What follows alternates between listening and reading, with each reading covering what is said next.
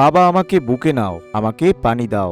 4 বছর 3 মাস বয়সী ছোট্ট আকিরা হায়দার আরশির এটাই ছিল শেষ আকুতি। কিন্তু হাসপাতালের পিআইসিইউতে হাত বাঁধা অবস্থায় থাকা মেয়েকে শেষবারের মতো বুকেও টেনে নিতে পারেননি বাবা আল আমিন।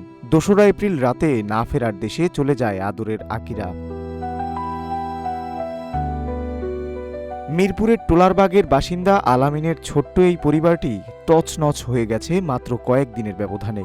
গত 8 মার্চ ঠান্ডা জ্বর নিয়ে শুরু হওয়ার লড়াই শেষ হয়েছে একাধিক হাসপাতালে ঘুরে। নিউমোনিয়া, শ্বাসযন্ত্রের প্রদাহ আর সবশেষে হামের সংক্রমণ কেড়ে নিয়েছে শিশুটির প্রাণ।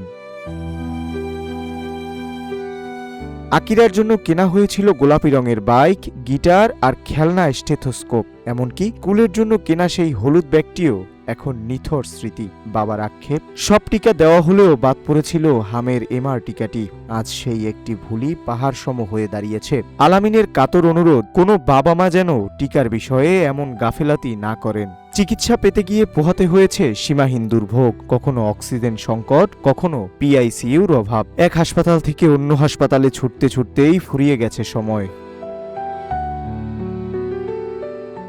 সন্তান হারানোর শোক বুকে নিয়ে আল আমিনের একটাই চাওয়া, দেশের হাসপাতালগুলোতে যেন পর্যাপ্ত অক্সিজেন ও নিবিড় পরিচর্যা কেন্দ্র থাকে, আর কোনো বাবাকে যেন এভাবে খালি হাতে হাসপাতাল থেকে ফিরতে না হয়।